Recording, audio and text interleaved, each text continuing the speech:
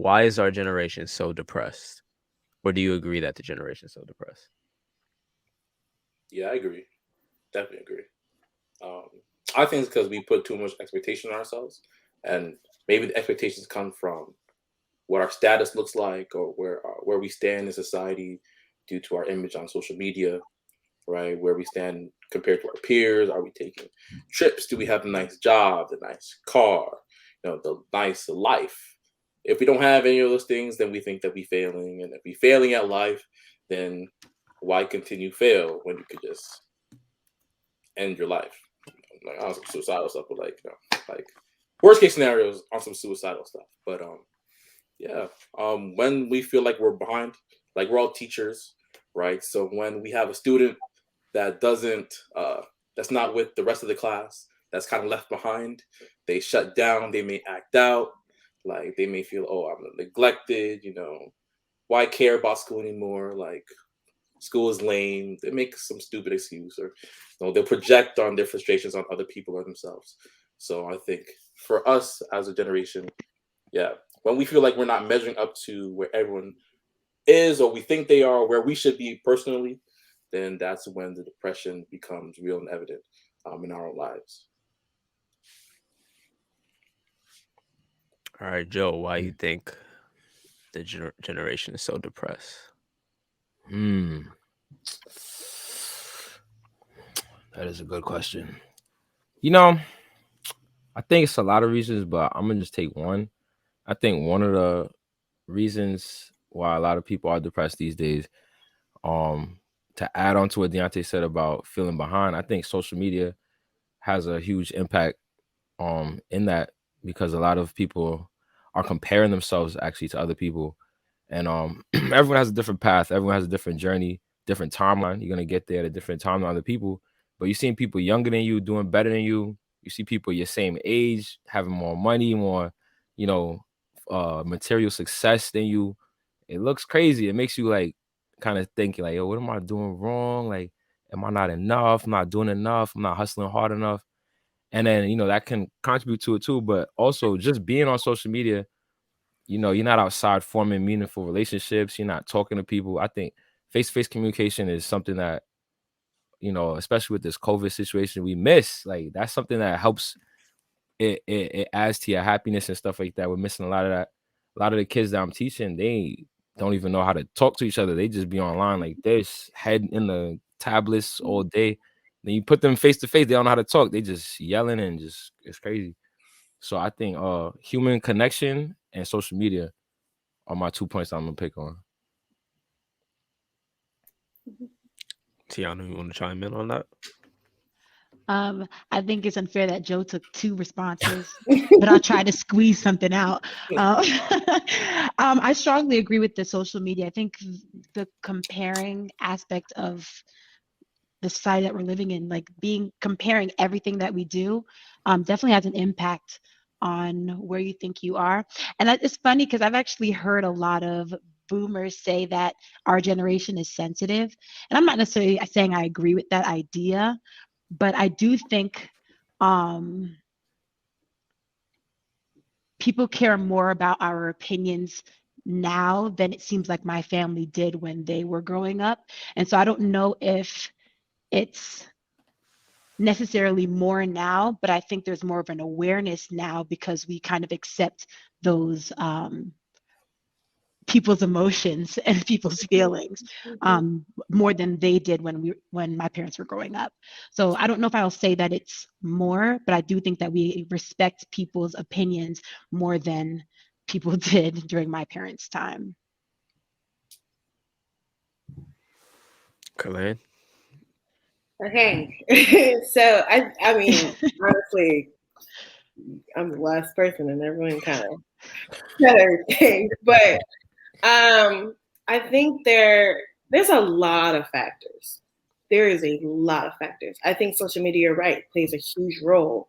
I do think that there is more awareness too. So I agree. I think we are, as a generation between millennials and Gen Z, there is more um, depression and mental health issues, if to put it that simply going on. I do think so, because there's so much access to each other's lives that was not there before. So there are so much like more room for opinions, whether positive or negative, to infiltrate our thought processes of our own selves because of social media and having that constant access all the time. So I think that's a big part. Like you were saying, Tiana, I think awareness. It's just, it may not even be that there's that much more. It's just that we are more aware of it now than in the past. I also do think that we are raised differently than past generations have been raised. I have seen in schools the removal of failure to the point where everyone gets a reward for participating. Don't get me started. And granted, that may sound beautiful, but there are some skills that are missed because kids aren't experiencing what a no feels like, what trying their hardest and not making it feels like, failure, yes. Learning the resiliency. There is, to me, a lack of mental resiliency in our generation nowadays because of the difference in how we are raised. And I think and don't get me wrong, there are some benefits to it because a lot of it was toxic. A lot of what our parents and past generations went through was toxic. There should have been more conversations. There should have been more acceptance of the differences between us as people. There should have been.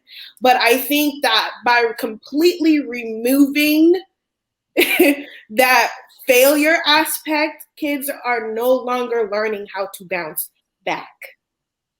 So and then on top of that, we're seeing the kind of a spoon-fed situation going on as well. I compare, even, I'm only 25.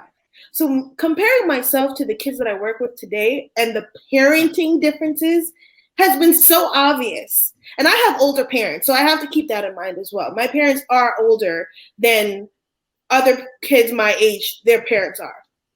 So they are also, they're Caribbean on top of that. So they're Caribbean, they're older parents, they're immigrants coming to America. So there's a whole lot of differences between how they were raised and how I was raised and how I was raised in comparison to other 25-year-olds and then those younger than me. So there's a lot of differences, but some of the things I may have had a problem with what my parents did with me, I also learned from. And these kids are being spoon-fed so much. Their parents are fighting so much to the point where I now have to teach a child how to advocate for themselves. You know, that was kind of ingrained in us growing up. You know, you did granted, sometimes it was wrong. We should not always take the teach, because sometimes teachers are wrong too. And that's coming from a group of educators. You know, we're not perfect people and we may not get the relationship right with every single student. However, I should not have to fight parent, teacher, grandparent to get, you know, to help that child learn that there's more to life than just what your parents are consistently handing to you. So I think that is a big part of it. There should be a balance between growth and understanding how to bounce back from failures. Because now we're starting to see when kids fail, it's a downward spiral. It's just, you just keep going down. I'm like, how about we just try to get through the day? I can't get through the day. What happened to those coping skills? You know, and now I have to teach you how to do it. And we're teaching them. Well, I work in a secondary, so we're teaching them so much later that they're not even accepting of it anymore because they've never seen some of this before. And so, anyways, point is, there's a lot of factors to why we are seeing this move of depression and anxiety and all that going on now.